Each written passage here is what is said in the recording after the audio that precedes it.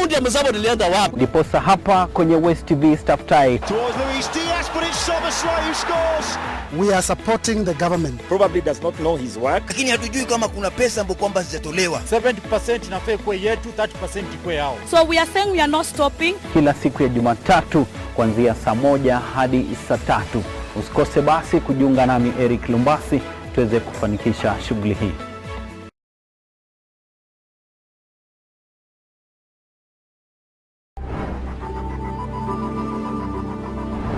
West TV, tazama ilivyo.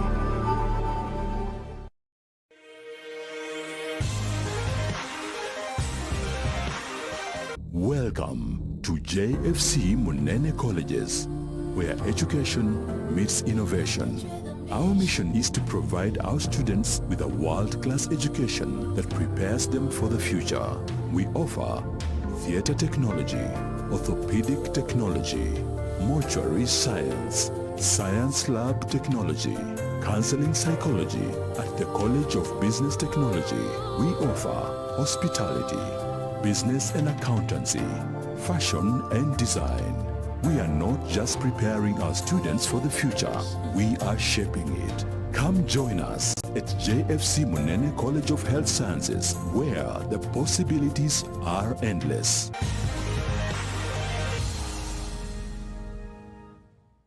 Dear viewers, the morning scoop today comes from Nairobi, the office of the PS, Micro, Small and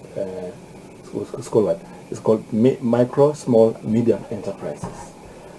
Madam Susan Auma Maweni is our host today, and we are excited to be in her office to talk about tackling the challenges in MSMEs as a department in the Republic of Kenya. Thank you so much for joining us.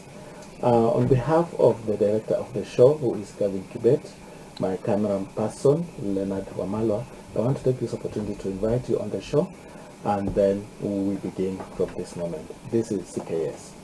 Madam, you're welcome on the show. Thank you. Yes. Yes. The morning scoop comes every Tuesday morning on West TV. We are based out in Bungoma.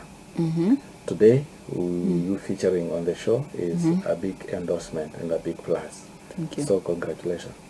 Welcome, and thank you very much, and welcome to the Hustler's Nest. So this is the Hustler's Nest. This is the Hustler's Nest. Before we begin, This is the home of hustlers. Yes. Before we begin, I want to tell you about JFC, Munene College of Health Sciences. It's an activated institution. It's based in Thika. It has campuses all over, but the main campus is in Thika. This college has invested to bring knowledge to men and women and give them a future. That is, they are experts in retooling and skilling. In the health sector? It's at the vet institution. They've gone large on health sciences. Okay. They're doing programs to do with mortuary. They are supporting hospital workers. They are doing great things out there in Thika. I'd like you to give them a call. Give them a call, just to thank them. Yeah, I think what they're doing is good. From where I sit, I think that's also a venture. That's an enterprise. That's an entrepreneur, effort. So I like what they're doing, and congratulations for doing that. And I like the fact that they're spreading out. And they've spread out to some other corners of this country. And so what is also commendable about it is that they're also sponsoring the program, and especially for a TV station that is based in Western Kenya. So that shows that they're really progressive in terms of championing national unity of this country, and also ensuring that we all grow together. So I think I must appreciate the entrepreneur behind that college, behind that initiative. Because even if it's a TVET, it's an enterprise. It is a TVET, yeah, and that's my focus. I would like to support and really promote the growth and scalability of such kind of enterprises. So, congratulations. Give them a call. The phone number, you may want to write this. The phone number is 07. So I'll give them a call so that we can have a conversation. Just Probably not now. Understand. 07 21. Let me just put so that I can visit and see. Yes. In the sector of skilling, of technical skilling. Yes. I'll want to see what the entrepreneurs who are in that space. They're actually doing health sciences and also business. They're into the so business. their call is 07 21 41 87 61. Yes. So who is the contact person? The principal, but we can also talk to the director. Oh yeah. Well. The person who is called my Madam Ochol. Madam Ochol. Ochol. She's the director. Okay. Yes. This is good. Yes. Okay. Find out about what they're doing. Me, I've been there. I will can give assure them a call. You, it's good. Thank you. This is good initiative. So I'll reach out to them. Thank you and appreciate. Okay. Let's go into the conversation. We begin with the proverb. Yes. Little by little, a bird builds a nest. What do you understand by that proverb? Yeah, so small efforts count. Okay. Yeah, small efforts give birth to bigger efforts. Yes. So small things are the ones that matters. You have to begin somewhere and you have to grow organically. Yeah, and this is the whole concept about the MSME and the entrepreneurship development, because how you start your idea, I'm yet to see a company that started as a larger enterprise. They all had to begin from somewhere small. Yes. And then they incubated the idea, they started taking the idea to the market, and they started expanding. So small efforts really matter. So you want to say that this proverb was designed specially? I think so. I think it speaks about what we do in this space, and which is very much commendable, and that's good of you. Yeah, to bring the proverb back home where it is, because here we appreciate really those micro efforts. And just to give you probably a live example, if you look at what happens, our economy today is heavily driven by MSME, those small efforts, those small enterprises, the micro enterprises. 98% of businesses in Kenya are MSMEs. Okay. Only 2% are large enterprises. So you must always begin from somewhere. Okay. Then also when it comes to jobs, 90% of jobs in our economy comes from the from MSME sector. So they're the ones who create jobs. One person here employed another 5 people, maybe 10, 20, and that's... Or they even employ themselves. Because if you are an entrepreneur, you've created a job for yourself. Yeah, so you've created your job. But then the support system is immense, because the support system employs dozens just to support this self-employed guy. I know, because the direct jobs are MSMEs, but also there are other indirect jobs. Because if you look at the whole value chain, what else needs to be achieved in that space? If you're a mama mboga, you need to go to the market, you'll use a matatu, you'll use a boda boda. Then when you come back, there's so much. There's a lot of opportunities across the value chain. So they create more jobs, So the activities in the economy have got a multiplier effect. So I agree with that. And then also they contribute close to 40% of our GDP. To our GDP, 40% to GDP. Okay. From the sector. I know the global average is about 60%. And that's why we are now having a renewed focus, renewed attention on the sector, so we can enable it properly to try and even surpass the global average. And when we surpass the global average at that particular time, then we'll start creating sustainable jobs, Okay. secure and sustainable jobs in our economy. And then, of course, we'll enhance livelihood within the sector, within the space. So if there is a regular income coming out of it, it means you expand the tax base. Yes. And then if you expand the tax base, you start recording certain development milestones like infrastructure, you increase, you reduce the cost of living, you enhance livelihood, those kind of things. How do we call it, the life expand gets enhanced. Yes. The life expectancy, In fact, the lifespan. quality of life itself. Yeah, is- so life expectancy will go up, quality of life will be enhanced. People can be able now to move beyond what they need to now start looking at what they want. Because after you achieve your needs, you start looking at enjoying life. other, actually. yeah, Because when you other start aspirations, getting yeah, what you want. that are not primarily. Yes. So we move from the primary, level to Yes. start looking at other secondary Yes. needs or the Yes. ones that Yes. you desire. Yes. Yes. So you start living your dreams, So it's a sector. If you look at other countries across the world that are doing well, like the German, like the US, they're all MSME driven. It's the sector that is supporting them. It is very, you gain a very easy entry into it, and then from there you start growing. But there's quite a lot that needs to be done, and that's why we exist today.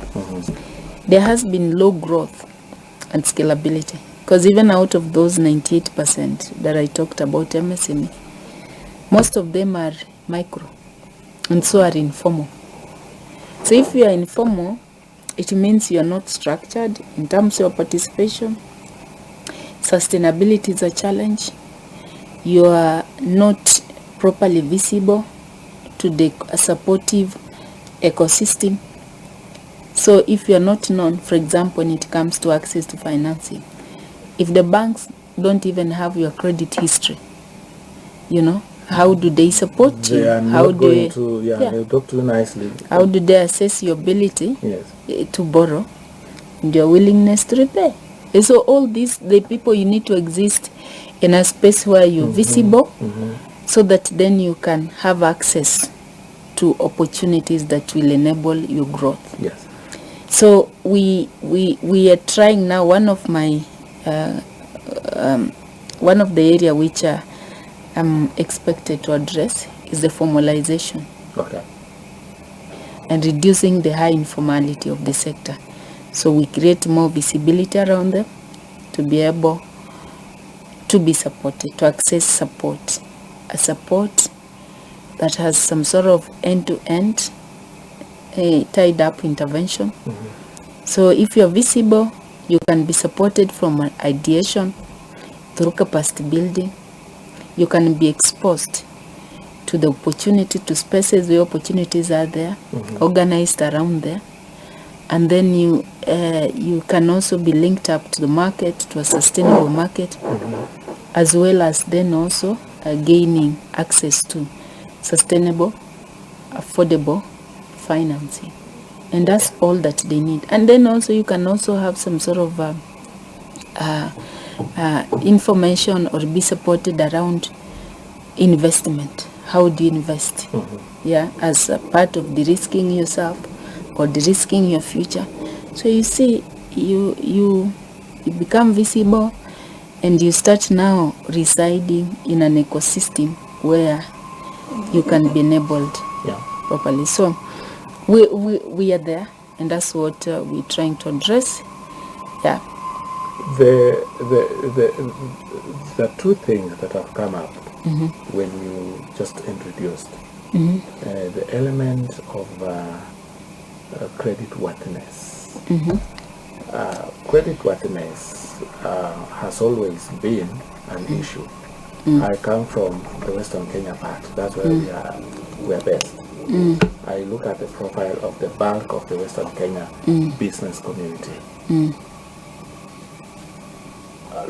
I don't have numbers, but large number of those business community of the Western Kenya region they fall under the category you've just said, the 98%. But then they don't attract credit like they should. It is their initiative, it is their businesses. They are trying to earn a living, they're trying to employ themselves and contribute to the nation building. But for them to do this and successfully attain, they need access to affordable credit. Yes. Yeah. What is it that they need to do? Because you are here, your office is here, the government is there, is giving them all the information they need, but still they are not doing it. What is it they need to do so that they can be able to take advantage of your office and especially the initiative the government is doing? So first and foremost, the greatest barrier that at any given time will always be cited by entrepreneurs is barriers with regard to access to affordable credit. And I want to emphasize the word affordable. You can access credit, but expensive credit. Yes. If the cost of credit is high, there's nothing that will make out of the business. So you become a slave. You know, you become a victim of predatory lenders. You are actually working for someone else, you know. So, but when you have access to affordable credit, then you'll do a business which will give you some high returns. Then with those returns, then you can invest back in your livelihood. And that's why, as the current administration, we prioritize access to financing in our intervention.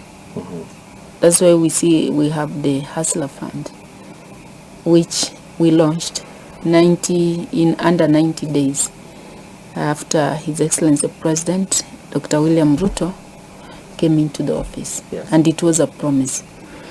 And how did this initiative come about? Number one, it was not an initiative that was driven by the government. It was an initiative that was requested by the people themselves.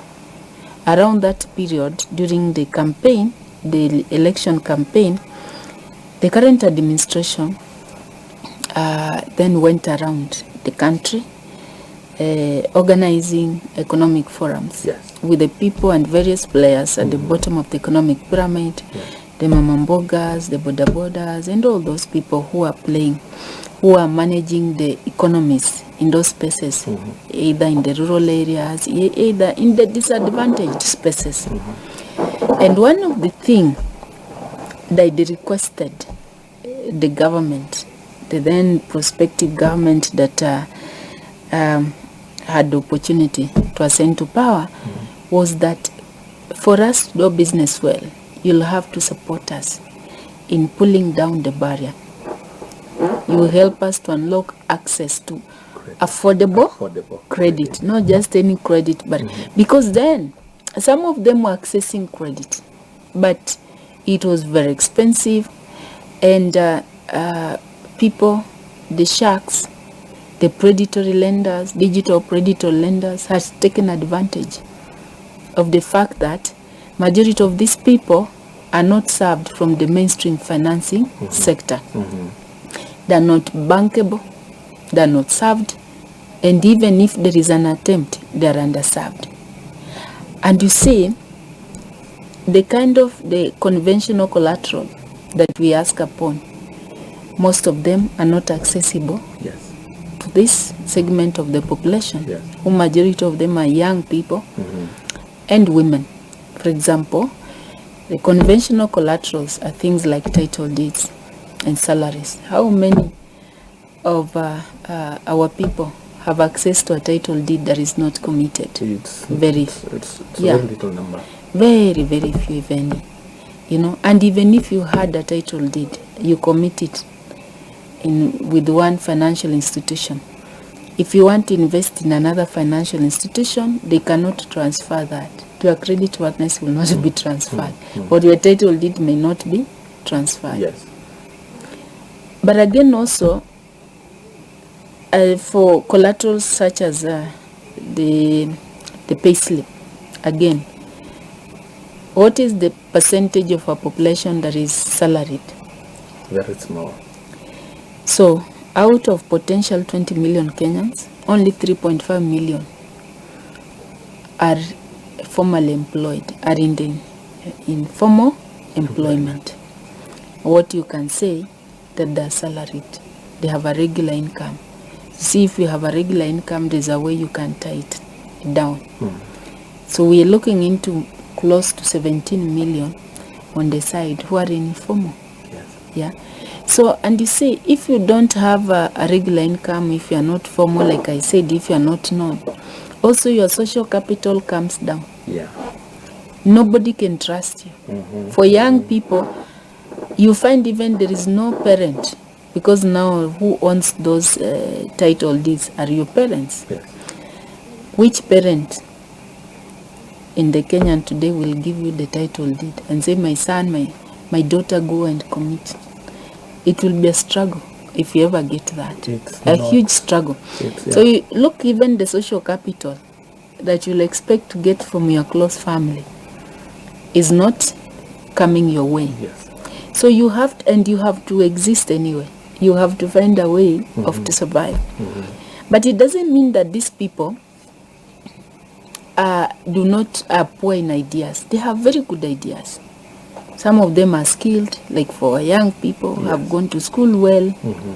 The only entitlement which their parents invested in mostly was to go there, get a degree certificate or get a college certificate, a diploma, what. So now it comes a time where now, how do we start showing some returns on the investment? This very big investment that they made to you. So then you have to find a way of enterprising your outcome of education, which is your skills, your what. You start thinking about, because you are now more knowledgeable. You want to start your business. You cannot just stay there idle, because you're also growing. Certain societal burden issues will also come. Maybe you've come of age, you want to marry, you want to get married, you have kids. So all these, issues now start, coming. Yes. And you grow. You are not growing younger every day. So you need to survive. Yes. So you cannot just sit there. You've gone to school, you've done what, or you have a land, even though you don't have a title deed. How do you make use of that land? You need fertilizer. You need inputs. You need inputs. All those inputs, you need to do what? So all those cost something. So you need access to sustainable and affordable credit that can make you now turn whatever opportunities that is around you into some sort of utility to support you. Yes. So that's the predicament that this segment at the bottom of the economic pyramid heavily finds themselves. If it's women, with our inheritance law and everything, you still do not own means of production. So still you're there. So you have to find out. That's why you see most of our women then coming together in groups, in table banking, in trying just to do something that can make them, invest into an income generating activities. But even at that point, you find that the cost of credit is still extremely high. Yeah. So now Hustler Fund came in, number one, to disrupt that kind of predatory environment. First of all, where our population is exposed to, exorbitantly high interest loans, because at some point some loans were going for 10% per day. If you were to work out that, it will be about 360 per annum. Which business? And let me tell you how that was happening. Sometimes you say these stories and people think it's a joke. If you go to any market, a well-settled market, you'll find people there, or shopkeepers. Sometimes they say, you come and deposit here your national identity card. I give you 1,000 bob. You go buy whatever you want. In the evening, you return me on top with 100 bob. Yeah. I know if that is happening. What does that translate to? 100 shillings of 1,000 bob. Isn't that 10%? Yes. Now, and any time you delay to repay, the following day it will be 200 now, 300 now. So imagine you stay, assuming you went, you bought things, assuming you are in milk industry, you went there, you bought maziwa, thinking that now you can go and sell it, and something happened, maybe it got spoiled. Yes. Because you're also operating in an environment that is highly risk. You can get some of those products which then they go sour. So you are not able now, you had expected to repay that loan in the evening after you've sold the milk, your dairy products, but when you go back, it went sour, so you can't do anything. What then happens? So you start accumulating. So the following day, you cannot go back to him to lend you again to say now, go and try again. They don't care about the circumstances that made you not repay back. You see? So it keeps on accumulating. After like 10 days, you're talking about 2,000 bob. Isn't it?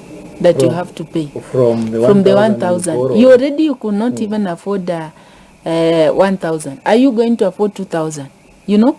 So people were in some sort of slavery of mindset, slavery, and that's why you see many people getting disturbed, and even mental health creeping in, because first of all, the person that has lent you does not understand you. They're just counting. They don't know maziwa yako iliharibika. I just use that as an example because that's a perishable product, isn't it? You can buy, mtu amekuletea kiburi, umelipa 1,000 bob, unaanza kupima, unaona imaribika, and that is it. And that's the end of the story. Nobody listens to you. You are not insured. Nobody gives you a second chance. So a lot of our people, especially at that level of the micro entrepreneurs or that space, you find whereas they have an interest of starting a business, but you find sustaining it becomes a challenge, especially they do not enjoy the patience capital. They're subjected to predatory means of accessing credit and which have no second chance. Nobody will tell you, I'll give you a second chance. Now, that's one part of the story. So look at now those who manage probably to borrow from the mainstream financing institution. Maybe you used it against your collateral. Sometimes you could have had a collateral. In these cases, your shamba, your 1 acre piece or 2 acre piece or pieces or whatever. And you go, and I've seen home there, and you can see this. And I know where we come from, Western Kenya, we have had these cases where people are crying and say, oh, they came and carried away all my cows, all my stocks. They're saying all those things. They, because you defaulted. They don't even understand you might have been in a hospital. Are you seeing that? Nobody walks with you. Nobody gives you an opportunity to explain your story. To them, it's like they will take your cows and they will go and sell and they make profits as you sink deeper into poverty. So that's why you may want to ask yourself, how come? We've had a lot of initiative happening at the grassroots. And sometimes you can always find our women that are busy doing something, but there is no progress. We are still settled into the more we deeper try, poverty. The more we remain the same. So, but again, also important to note is that at the time when His Excellency the President was being sworn into the office, close to 8 million Kenyans were in CRB blacklisted. Even those that had properties, had committed properties to access credit because of other factors, including pandemic. You remember during pandemic, yes. Who affected most? MSMEs. Yes. When we had this the social distance protocol, it meant now if I were mama mboga, nafunga virago naenda nyumbani. If I had I was a small kibandoski, deka kibanda, cooking chapati, there was nobody to come and eat my chapati. So because I had to go fold off. To be careful.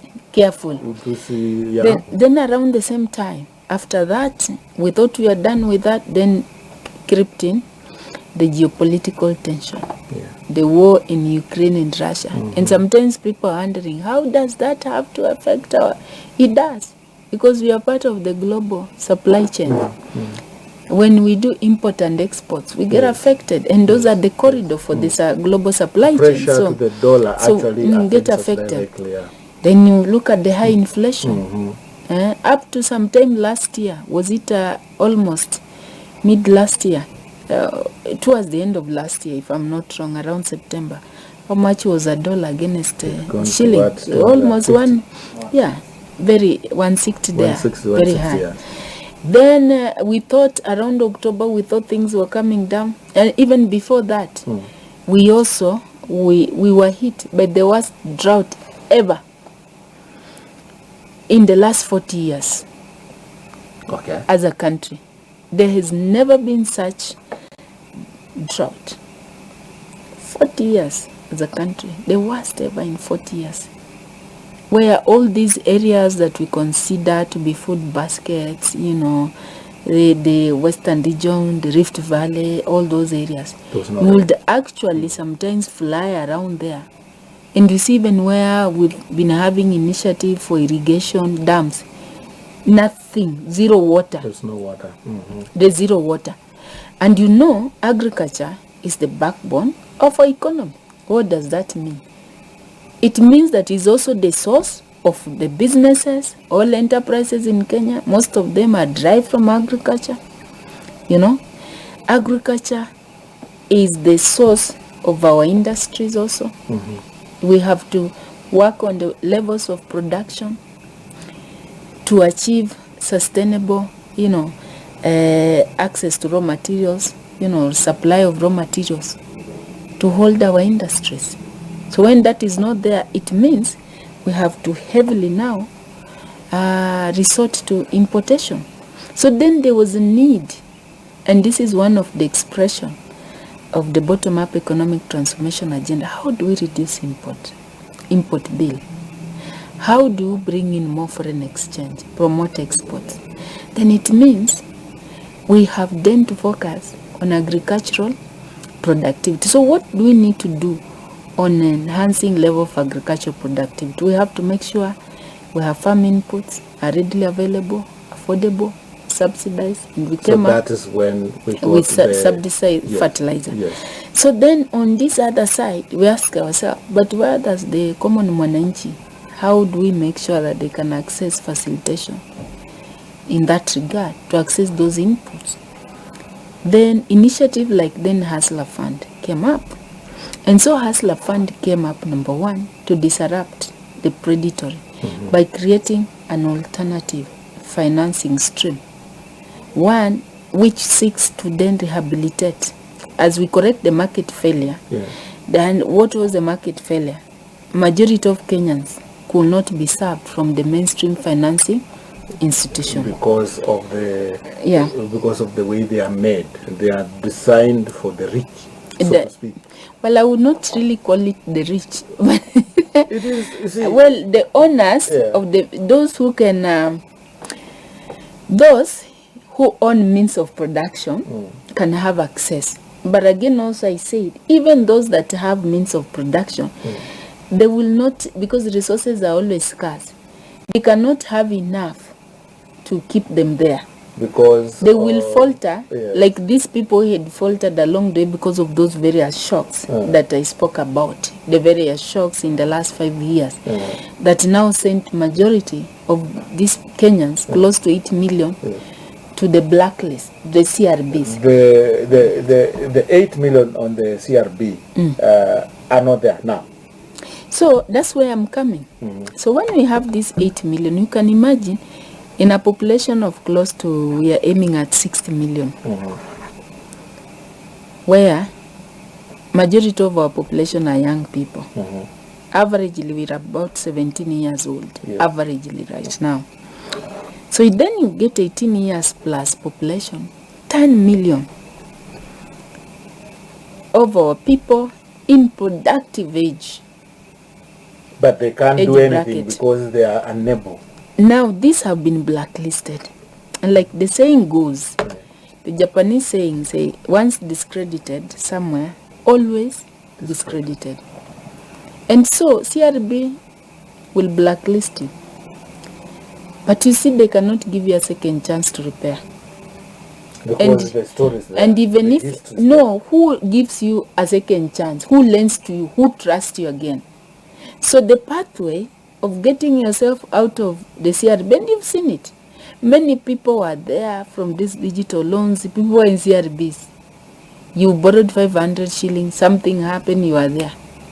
You know? So now, the government had to come in and intervene. Because there is no way you can grow an economy when close to 8 million people cannot get access to financing. They can't do anything. So, and among the first meeting that His Excellency the President, or rather intervention which he had, was that within the first week of him coming to the office, he had a meeting with the key stakeholders from the mainstream financing sector and the telcos, of course, who are providing infrastructure for digital lending. And they had a meeting. And I remember very well, I wasn't then in the office. I didn't all come and serve the same space. It was just within the first week of him being sworn into the office.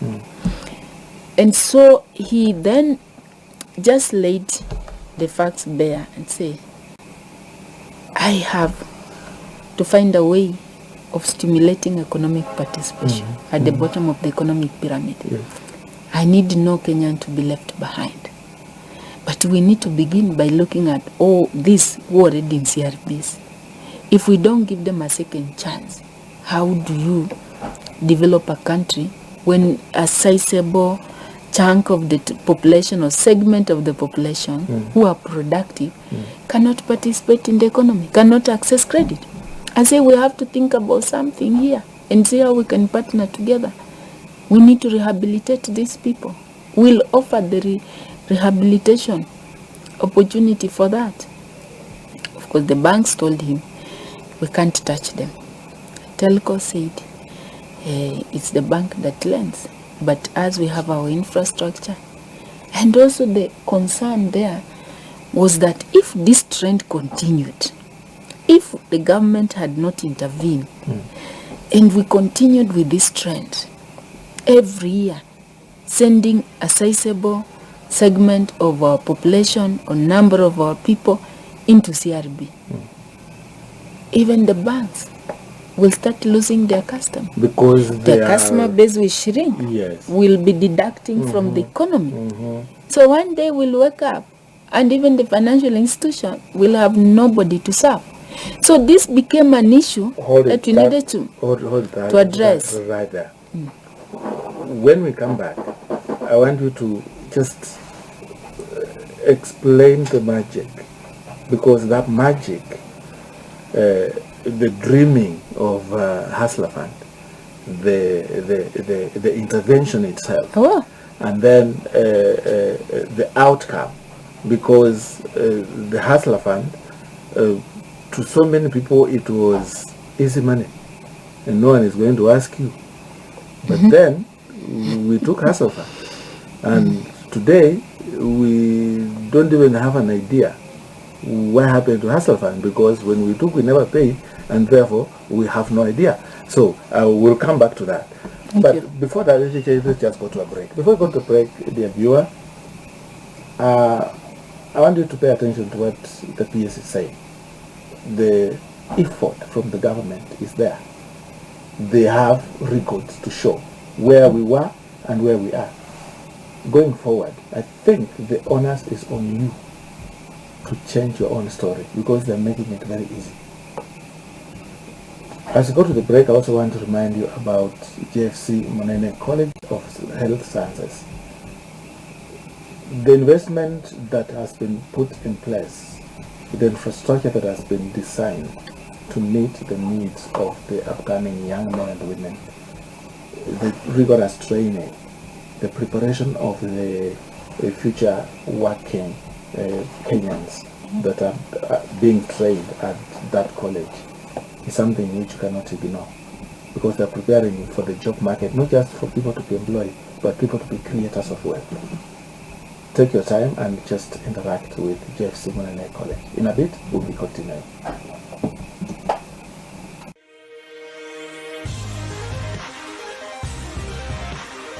Welcome to JFC Munene Colleges, where education meets innovation.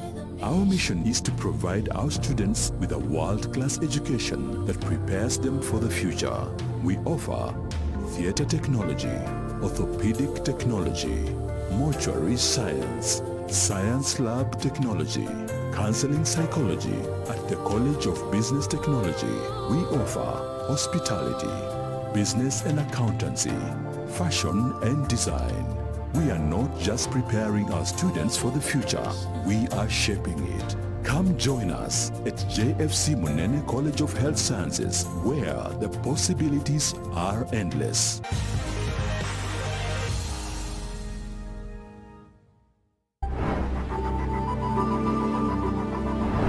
West TV, tazama ilivyo.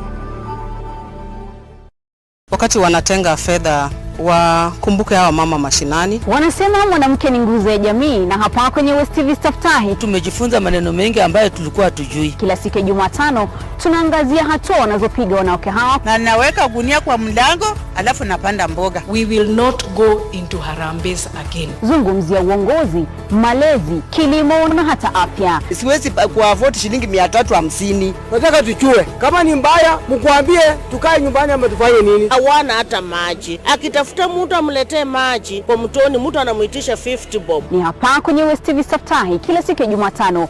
Wengi walikuwa washakuwa psychologically prepared according to how they voted. Kuanzia saa 2 hadi saa 3 kiwa nami Ruth Songa.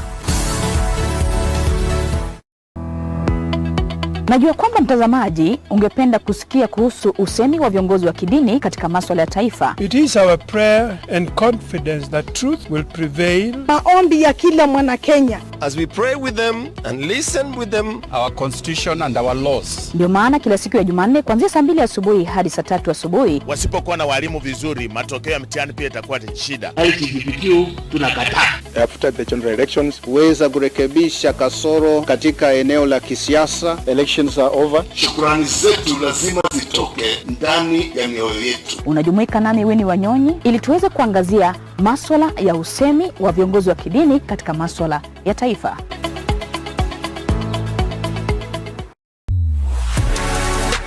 Ili kujenga jamii inayojielewa lakini pia kufuatilia masuala ya kijamii, kiuchumi na kisiasa.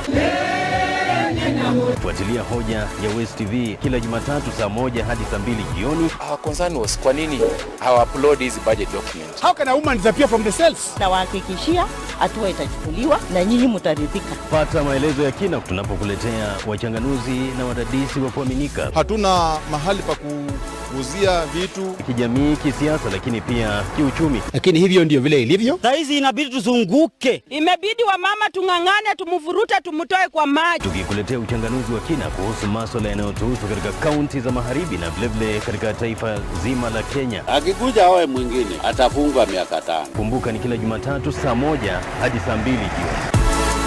Wakati wanatenga fedha wakumbuke hawa mama mashinani. Wanasema mwanamke ni nguzo ya jamii, na hapa kwenye West TV Staftahi tumejifunza maneno mengi ambayo tulikuwa tujui. Kila siku ya Jumatano tunaangazia hatua wanazopiga wanawake hawa. Na naweka gunia kwa mlango alafu napanda mboga. We will not go into harambes again. Zungumzia uongozi, malezi, kilimo na hata afya. Siwezi kuavote shilingi 350. Nataka tuchue kama ni mbaya mkuambie tukae nyumbani ama tufanye nini. Hawana hata maji. Akitafuta mtu amletee maji kwa mtoni, mtu anamuitisha 50 bob. Ni hapa kwenye West TV Staftahi kila siku ya Jumatano.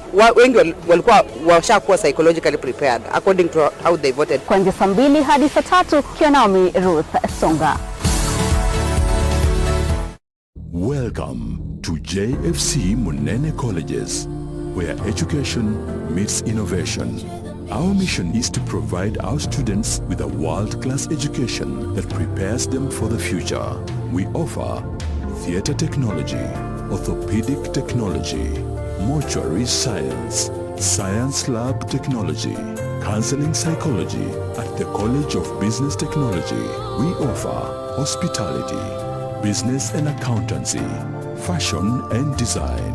We are not just preparing our students for the future, we are shaping it.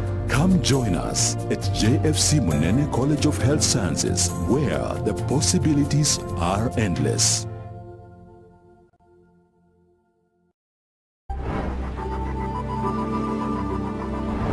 West TV, tazama ilivyo.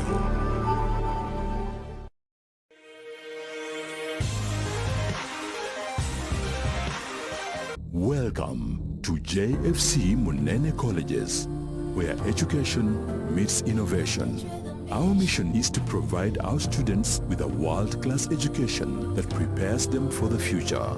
We offer theater technology, orthopedic technology, mortuary science, science lab technology, counseling psychology. At the College of Business Technology, we offer hospitality, business and accountancy, fashion and design. We are not just preparing our students for the future, we are shaping it. Come join us at JFC Munene College of Health Sciences, where the possibilities are endless.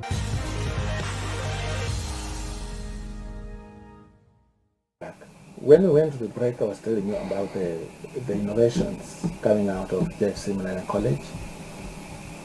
If I were you, I would take the first flight to just understand. Go to their website, make a call to them, talk to them, listen to them, and just feel free to interact with them. As we continue with the interview with the peers, I would like to encourage you to just pay attention to what happened, the interventions the government puts in place.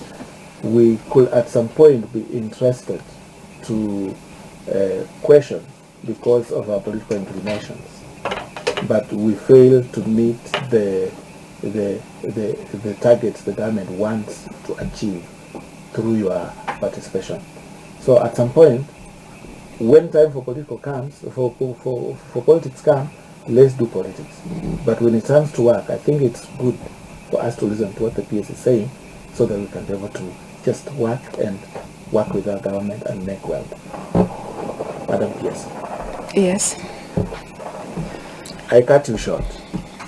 But you see, yes, the interventions which you guys are putting in place. And it's good sometimes to take, first of all, to cool down, relax, and take time and walk through this intervention. And I will tell you was, whenever you see a government coming up with the intervention, it's because there is a failure somewhere which they want to intervene, and there's always an opportunity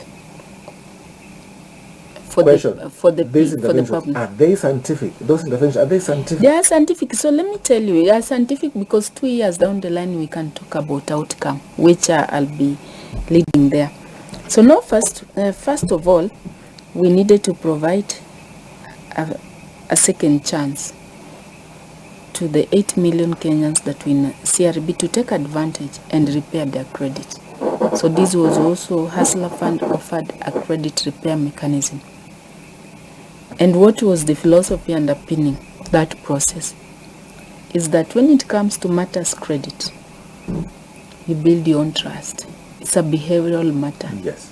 You don't borrow when you have no reason why you should borrow. Okay? Hustler Fund is the credit card that we have offered to Kenyans.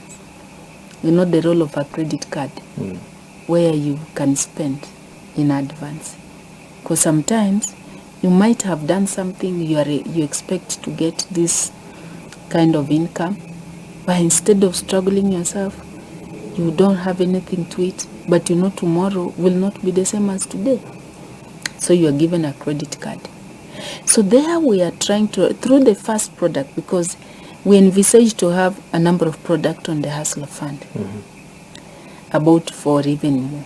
We become channeling out innovative, because this was also part of our process of building capabilities of our population to achieve the credibility around borrowing, the right behavior, you know, yes, is nurture good mannerism. So it was nurturing good behavior around credit, or how to behave, behavioral around credit, so that they can then achieve ability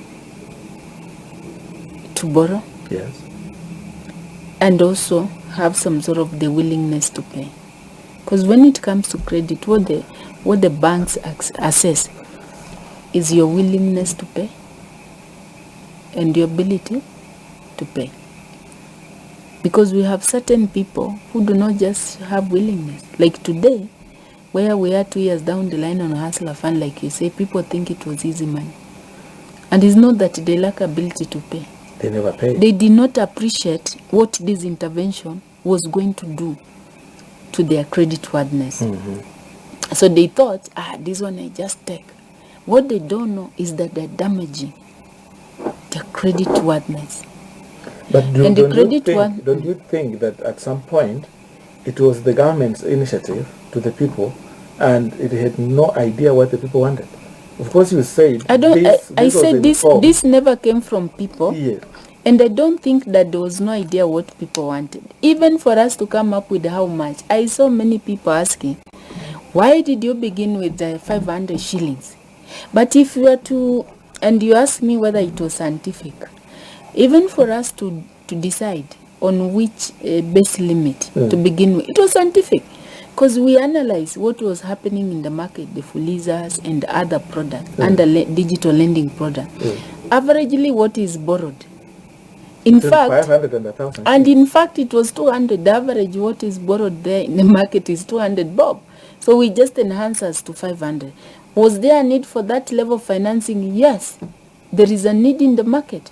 There is a huge need in the market, especially when you are talking with regard to the micro enterprise space. There's a huge need. Today, people are still looking for the monies in the market because there is need for credit. There is need for affordable credit. And the interest rates, which we started with, is 8% per annum. Remember, I talked about those exorbitant rates. So, first of all, we need to intervene the space, the environment, the market, credit market, and demonstrate that it is possible to lend to the population at the bottom of the economic pyramid at a single-digit interest rate. Secondly, to demonstrate that you can actually address some of those factors that push the interest rates to go high by leveraging on technology. Because for you to reach out to every corner of this country, you will appreciate the progress we made on mobile technology spread. And there is no household today which does not have a mobile phone. And we designed this product to run even on the features phone, the so-called Mulika Mwizi. So you can even borrow it, and we made it universal access. You did not need to incur anything, including airtime. We zero rated. So whether you have your Okoa or whatever, you just dial star 254 hash, and you access it. We gave you a credit card, and you cannot say that Kenyans are not in need of that. And listen, so the first product was personal loan. First of all, to bring you to a space, to create visibility. Remember, I spoke about lack of visibility, lack of credit history, lack of, if you went to the bank, they'll call it the thin file of that segment of the population because they're not known. They've not done transaction in a space where someone can start having footprints on their data, some data footprints that can enable somebody make a decision, assess and say this one, from the way this person, characteristic of borrowing, this person can be trusted. Nothing. So most of those population, they are known, they are not known. So we need to create visibility. If you like, you can even say through Hustler Fund, we achieved credit census because we made it universal, like the way we do census. And so far, we've reached out to close to 24.6 million Kenyans.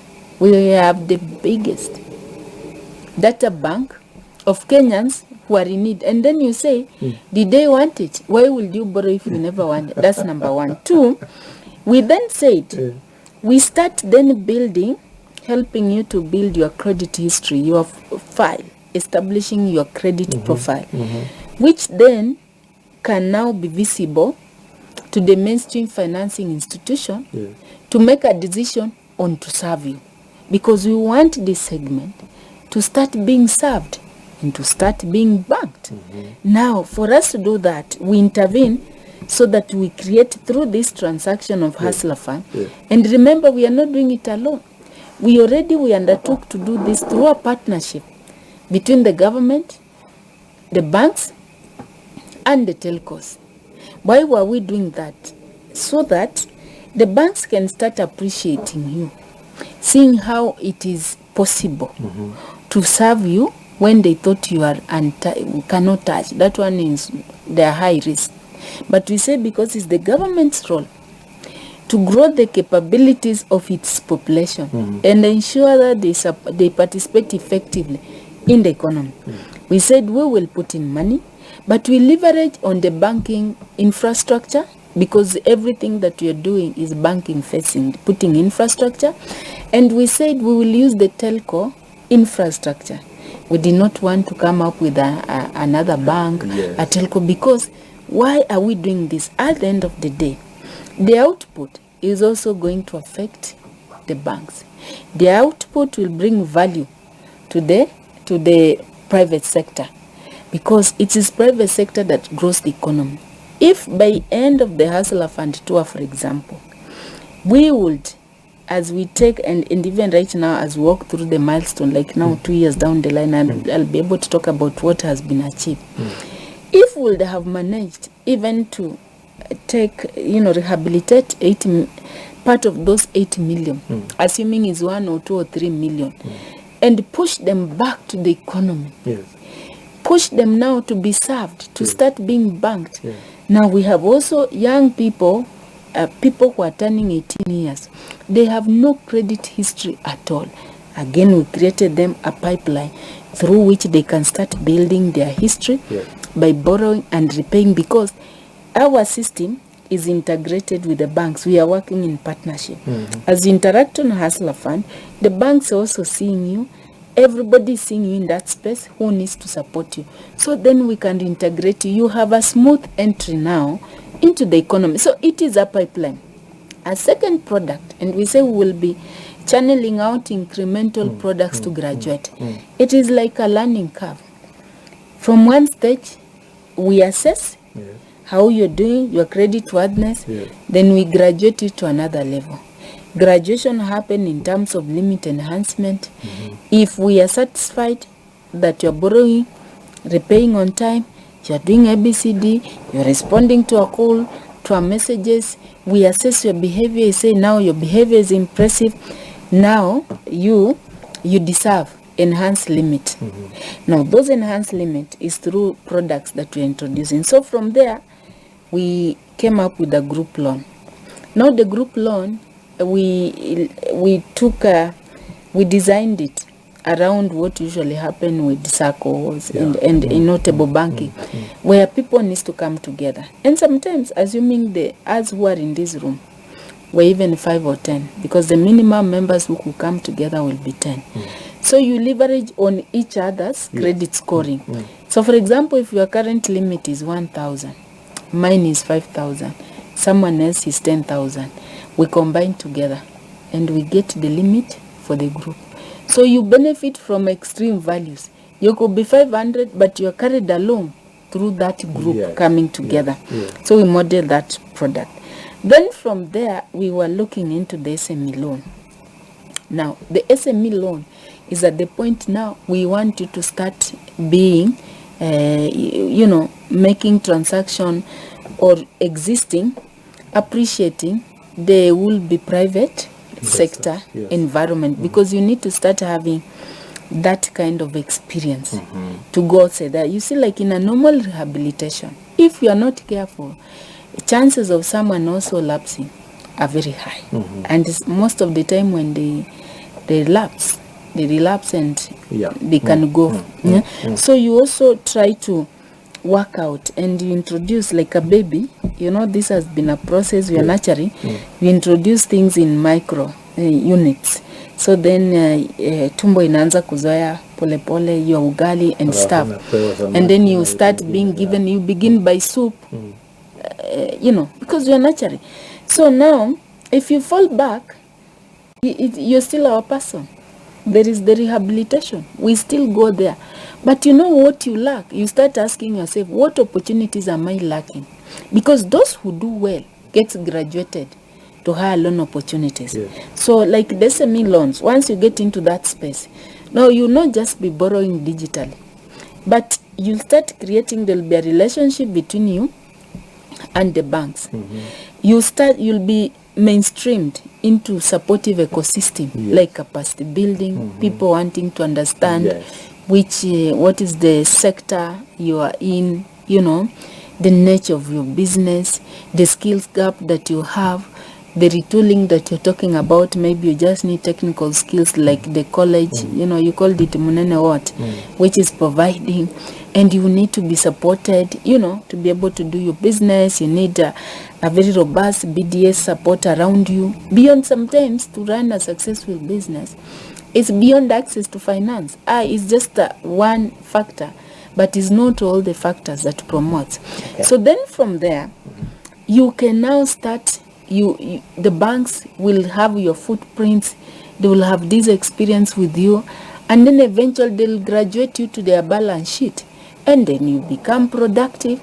And our hope where we sit is that at that point, your business, if you had a business idea, you'll be now looking into in terms of how do you grow it, how do you scale it up, so that if you are only employing yourself, you expand your business, you start even creating job for 1 or 2 people.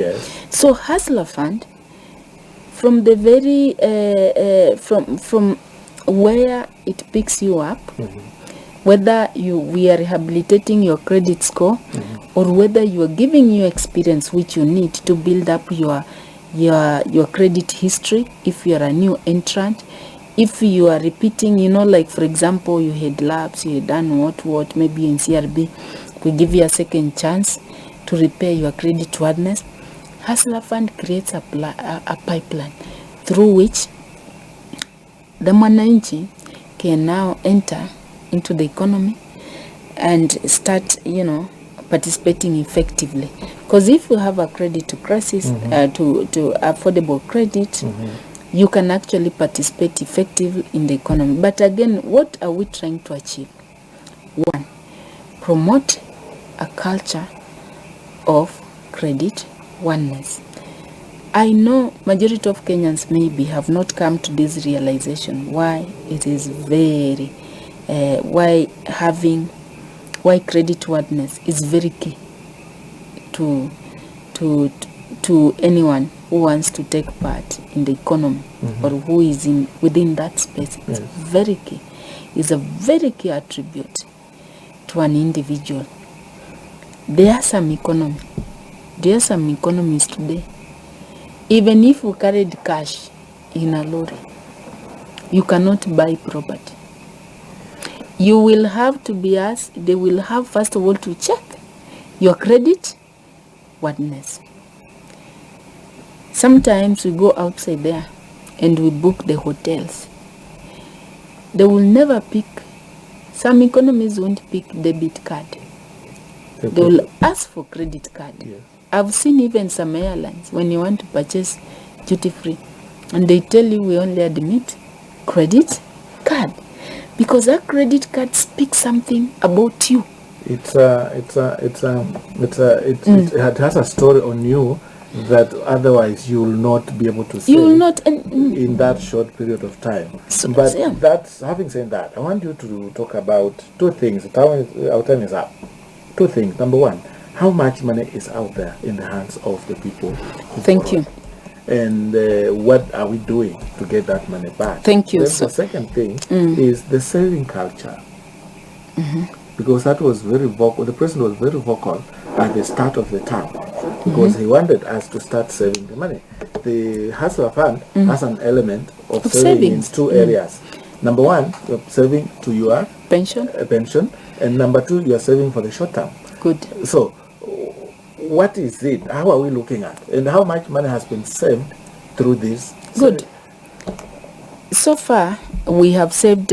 We have mobilized close to 3.3 billion shillings in the last 2 years. I'll talk about 2 years that we have existed, or rather the experience of the fund.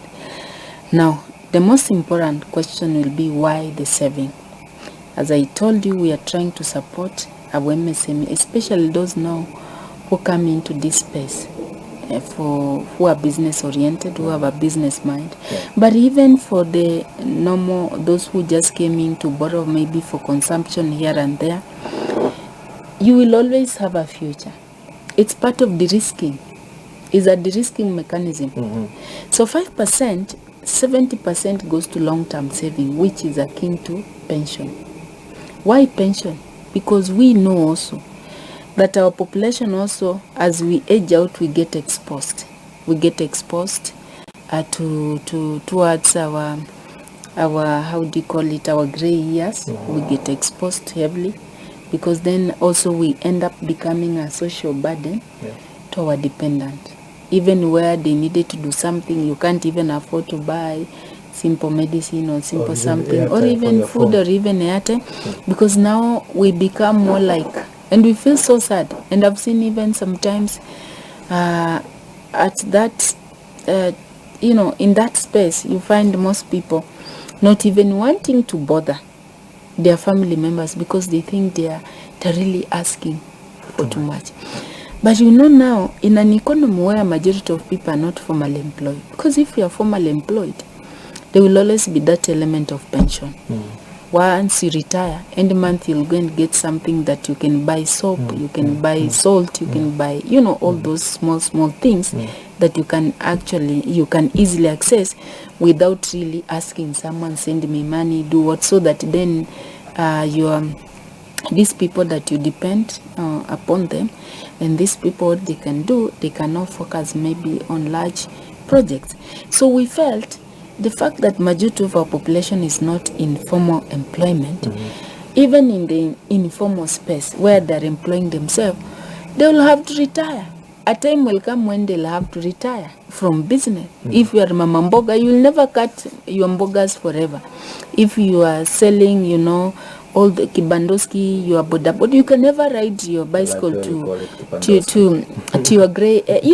Times will come when you're also tired and you need to rest. But so, where are you retiring to? To indecence, or you need a decent and dignified life? So that's where we thought, now, how do we support this space? We want to de-risk them. First of all, saving creates some sort of social or financial security around you. Yeah. So we actually, as a society, we need to be moving from social protection to social security, where you start building your own social security. Because protection, resources can never be enough. And like I said, we are a young population and we are growing younger and young every day. So if we inculcate this into our culture, that is good to save. Even if you are in the informal sector, if you are earning 500 a day, you can save 50 bob, you can save 20 bob for your tomorrow, for your future. Then you start planning. And besides that, anyone who has some saving in itself is a collateral, because people look at it differently now.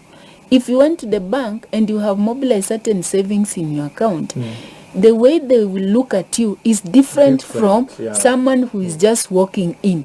So saving also speaks something about your consciousness, about tomorrow, about the risk you're taking, about how you're preparing. It provides you with a fallback position. So that's why we were championing the saving.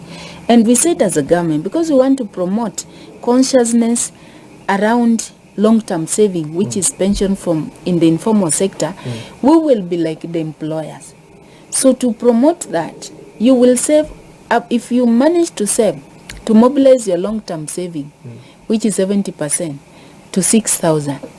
We will then match it up, the ratio of 2 to 1. So you save 6,000, we match up with 3,000, of course, once. So that in a year, in a particular year, and we are hoping to achieve this, you at least all those people, if they manage those beneficiaries of Hustler Fund, the 24.6 million, assuming each one of them today hit that minimum target of 6,000, where we need to match up 3,000. Do you know how much money will they have mobilized for savings, which is invested, and currently where your savings are, it's attracting an interest rate of T-bill -3. So that if the T-bill today is 18%, what is coming, what is being credited to your savings, the all of it long-term and short-term, is 15%, which to me, this is something that you will not even have imagined where to save. Now, where do we want to head? We are trying, number one, we want to move our society and our economy into trying to become more into start mainstreaming financial inclusivity. To mainstream financial inclusivity, we need to relax the current conventional collateral system, to relook at them, ask ourselves, how can we become financial inclusive, away from the conventional collaterals? Because if the segment, the large segment of our population have no access to the lands as a collateral, or the pay slip, because majority of them, maybe the low yeah. So what is it that can replace that? How do we get the mainstream financing institution to start trusting these people, and knowing, understanding them, and trusting that if they borrow, they can repay, outside the collaterals, the conventional collaterals which are outside their reach. So this is a culture which we are nurturing, and in the long run, we will revolutionize the collateral system in this country, and that's the only way we can become financial inclusive, and then also unlock access to affordable credit. So where are we today? We have disbursed close to 60 billion. Okay. And I could even check what we have today, and so that I give the 60 billion to about 24. You can give me my phone so that I give the real-time update, because we have the real-time update, and it's good to capture that. So in terms of the real-time update, where we are is so in terms of the real-time update today, so we have disbursed actually 60.05 billion to about 24.6, almost 0.7 million Kenyans. We have a repeat customer base of 8.5, and then the savings which have been mobilized are about 3.3 billion. Have about 747 short-term savings and 2.6 in long-term savings. Wow. Then repayment, the total repayment is about 40. What has come back is 47.5, which is being devolved. Now, this is where we have reached. And also, one of the key milestones that now speaks about the object of this fund and the intervention was looking at how many people, because at the end of this intervention, or even as we do and assess, we track the progress, the question will be how many, or what is the percentage of our population can now borrow from the private sector. That is the success point of this fund. Now, where we are today, during the second anniversary, which will be happening in a few days to come, we will be graduating close to 2 million Kenyans to enhance limit product, which will be unveiling on that day. And this will be bridging between now, fully digital, to now to the private sector financing the SME loan. And so, let me ask you, what does 2 million Kenyans being reintegrated back to the economy, or who have successfully demonstrated good borrowing behavior, mean to the economy? We then start a pipeline of growing our economy. We start now interacting with these people, and assuming that out of even the 2 million, this is just the first cohort, the remaining will repeat the personal loan class. So I told you it's a it's a classroom. Yes. It's a rehabilitation center. When you will score, you graduate. You graduate. If you do badly, yes, unfortunately for the credit, when it comes to the credit school, there is no 100% transition. Like it is. Our school, you will repeat. We'll go back until you score. So we'll give you an opportunity to repeat. So what is the punishment? What are the sanctions? I see many people asking me, how about those people? So the sanction is, you repeat the class. Yes. You'll be there, and then we'll do the exam again. We'll assess you. We'll give you an opportunity, because you see, I have never seen a school, even in the old system, that we did away with, of repeating. There is nowhere where they just a people. Because they say just go back. Even if you outgrow, you become a mzee, you will just repeat. It's an opportunity for you. So the sanction is in that space. But these ones who are doing well, they keep on moving to being graduated to higher loan products. And against their credit score, their credit worthiness, against. So they start building a collateral system around their credit score. So we have 2 million people that have impressed us. They have demonstrated good credit rating, good credit history. There is available. So now people start looking at them.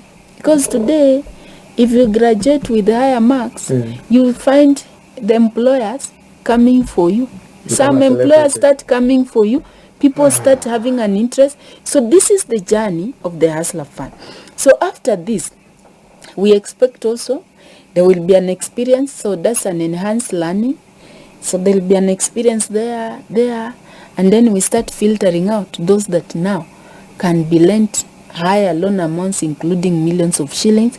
Of course, there we start driving also the element of market access, advising you now, if you are doing this business, how can you, this is how you can scale it up. You start enjoying other business. So what happens to these people who say this was an easy loan? They are locking themselves out of this opportunity. It was an intervention. We provided a universal pipeline.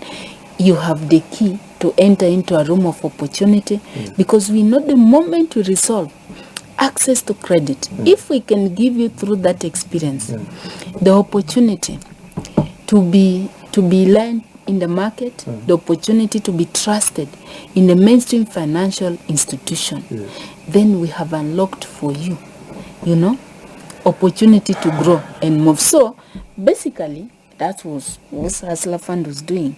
And so there are some people who borrowed once or twice, and they say but what they do not know is that it's like stealing from your father.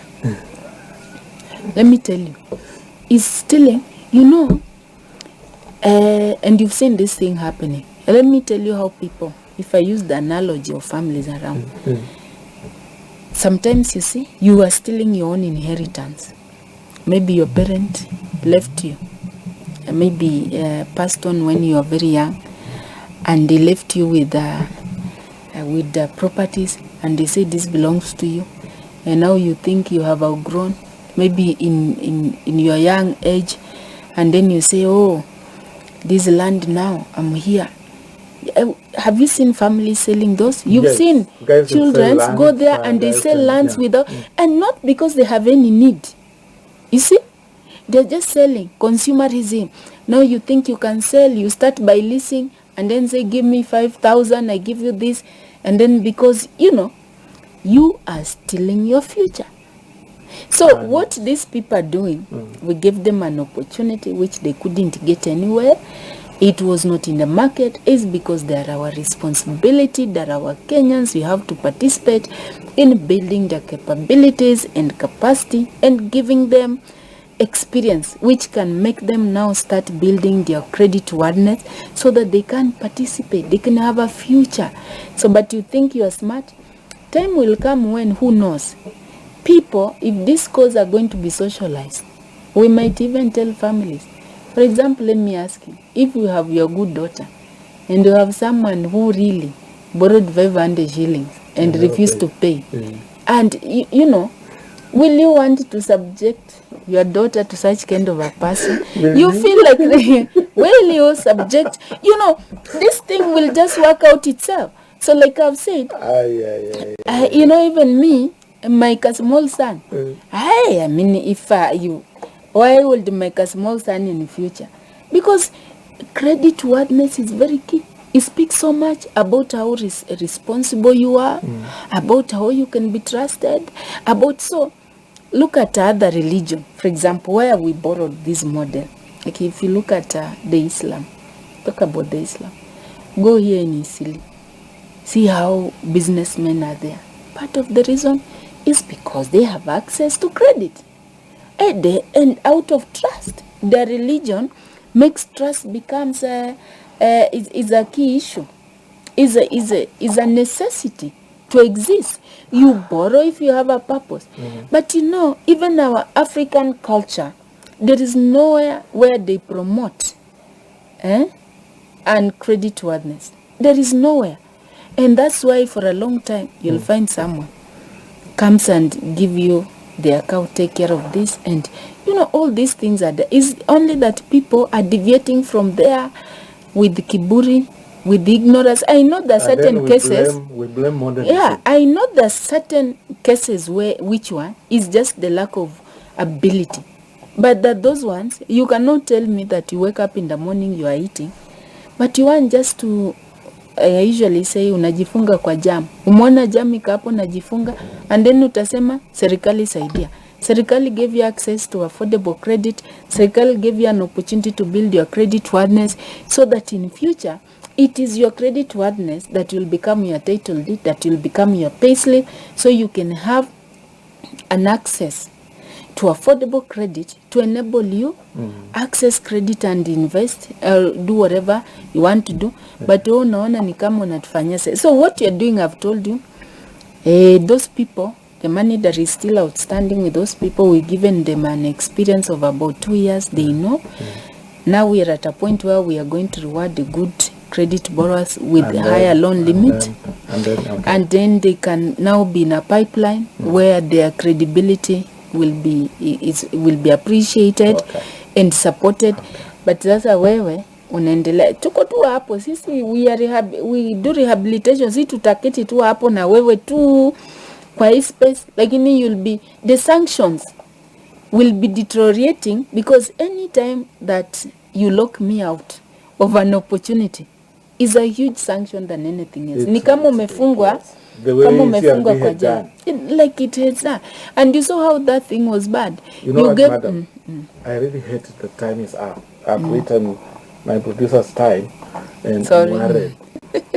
What I want to do is I'm going to request that after the 2 year is done, we're going to have another sitting so that you now give us the real score of this Hustler Fund. And are there any other funds the government is advancing? So that one's going to be a response for another time. Thank you. There's so many funds, catalytic funds. Yes. But you need to begin somewhere so that you can then have an access. And like I say, Hustler Fund is now your key. Okay. Don't throw away that key. If I were you, I could actually get it. Yeah, tell them to repay. Yeah. And rebuild their credit score. Repair. Yeah. Be on the right side so that we can move together. We have a lot in the pipeline. We don't want to leave you behind. So pay so that we can move on and you can demonstrate. So you are not punishing us, you're punishing yourself. You're stealing from your future. Thank you. Don't steal your future. For those of you who have boys and girls who need to go to school, or maybe you yourself you want to go and just enhance your skills, At JFC, Munene College of Science, Health Sciences, we are doing a lot. There's a lot of preparation of talent, there's a lot of enhancing of talent, and there is a lot of opportunities for you to go there. I want to give you this phone number, 0721418761. I'll take it again, 0721418761. The principal's name is called Mr. Muchule. Talk to him, he'll be able to give you guidance on how you can enroll or support anyone whom you like to sponsor to go to that college, and it will be all glory. Thank you for staying with the Morning Scoop, and thank you, madam, for taking time to just talk to our viewers. I want to invite you another time so that we can continue the conversation with the PS. On behalf of the director of the program, Kelvin Kibet, and on behalf of JFC Munene College, who is sponsoring this show, I want to say thank you so much. My cameraman is Leonard Wamalwa. This is CKS.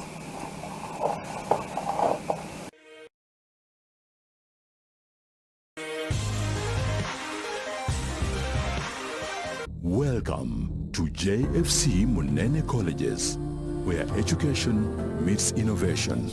Our mission is to provide our students with a world-class education that prepares them for the future. We offer theater technology, orthopedic technology, mortuary science, science lab technology, counseling psychology. At the College of Business Technology, we offer hospitality, business and accountancy, fashion and design.